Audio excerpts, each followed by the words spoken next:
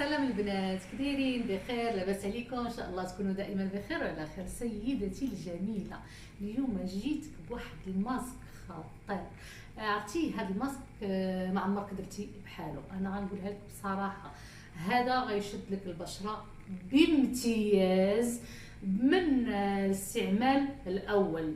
هذا هو ماشي ماسك، هو السيروم للبشره، يعني اللي هي متعبه، اللي هي غير صحيه، اللي هي تدير تجاعيد وجافه.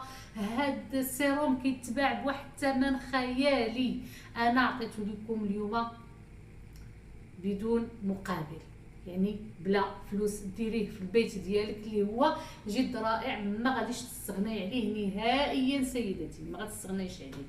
المهم المكونات في متناول اي سيده، ما غاليينش بزاف، ولو انك غتشريهم ما غاليينش بزاف، يعني في المتناول. دائما كنبحث على المتناول، الله يحسن العوان. كاين اللي عندها باش دير سوان فيزاج، كاين اللي عندها باش تشري كريمات اولا السيروم اولا هذا غاليه. خاصك تعرفي ان السيروم ضروري ضروري ضروري للبشره. الا كنتي كديري شي كريم وما كديريش السيروم، عرفي انك راه ما كتستافديش من داك الكريم. كتقولي انا عييت من الكريمات وما كتستافدش منهم، عرفي ان خاص وجهك خاصو السيروم ضروري، لان باش كتكملي الكريم ديالك بالسيروم كيساعد الوجه باش يمتص هذاك الكريم بسرعه وبطريقه جيده. المهم المكونات عندي في متناول الجميع. المكون الاول هو اللبان الذكر. هو اللبان الذكر سيداتي، كنعرفوا اللبان الذكر، انا كنعطيكم ماسكات به بزاف انه مزيل للتجاعيد. ممكن حتى يعني تشربيه، تنقعيه في الماء وتشربيه.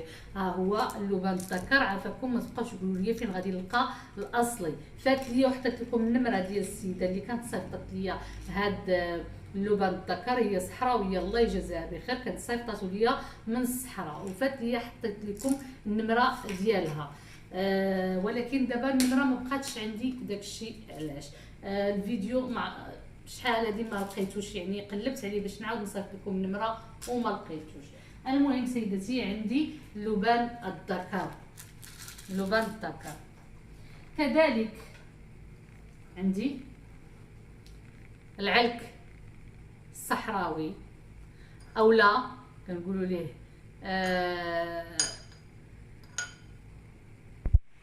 اولا السمر العربي. ها هو اش كي داير، اولا السمر العربي. ها هو كيذوب بسهوله، ممكن تا هو تشربيه. كنوضعوه كنديروه في الشاي، انا مره كنديروه في الشاي وكنشربوه في اتاي وكنشربوه.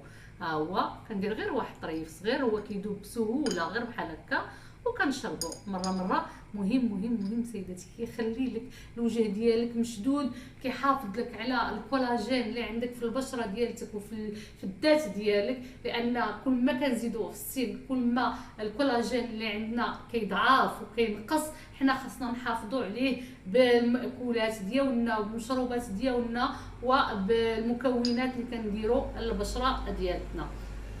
ها هو السمر العربي اولا العلك العربي اولا العلك الصحراوي. ها هو وماء ورد. ماء ورد ضروري، واخا تديري غير ماء معدني، ولكن ماء ورد ضروري ماء ورد. علاش؟ باش هذاك اللبان الذكر كيتفاعل ليا اكثر مع ماء ورد. هذه معلومه ضروريه. وقليل من السكر. هادشي كامل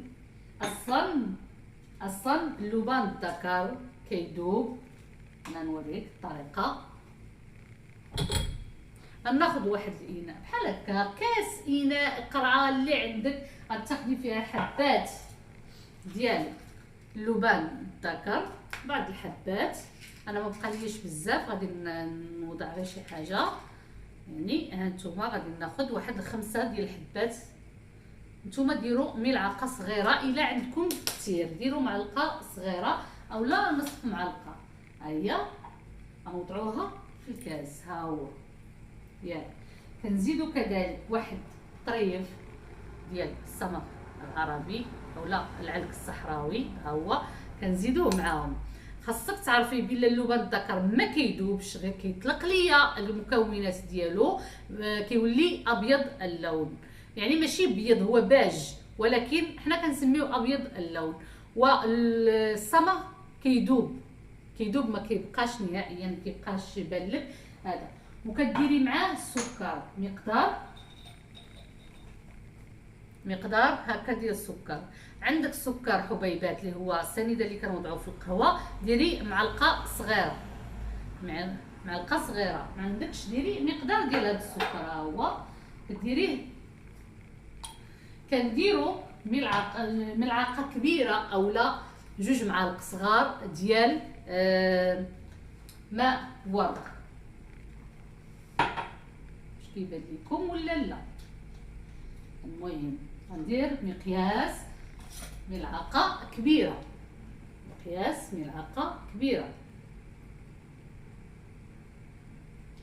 شوف، ديال ماء الورد، باش كيتفاعل ليا هذاك اللبن الذكر، ياك؟ مقدار ملعقه كبيره. غادي نخوي عليه ماء غليان، نخوي عليه ماء غليان.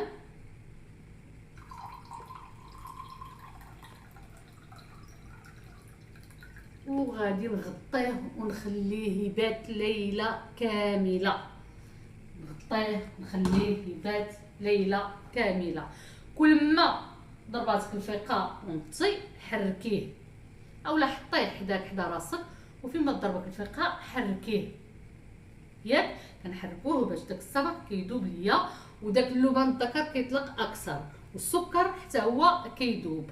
المهم سيداتي، كنتمنى انكم تجربوه. ملي الصباح كتشدي داك اللبن الذكر كتمعسيه شويه معاه، كتصفيه وكديريه في واحد القرعه فيها بخاخ، وكتبقاي ترشي الوجه ديالك، يعني فيها بخاخ بحال هذه، فيها رشاشه بحال هكا، وكتبقاي ترشي الوجه ديالك.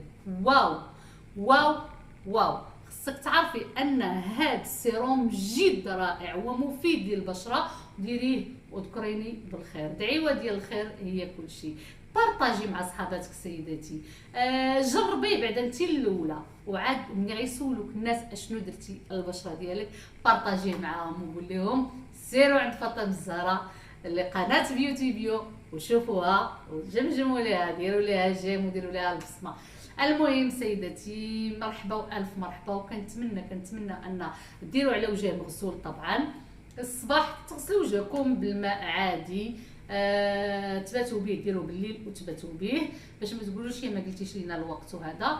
المهم سيداتي، راه جد رائع، تحسي على واحد الوجه مجبد، خدود مرفوعه، يعني ترهلات ما كاينينش، كتحيي الكولاجين اللي عندك في البشره ديالتك. ايوا حبيبتي، شنو كتسناي؟ يلا نوضي، جربي ودي عليا الخبار. السلام عليكم.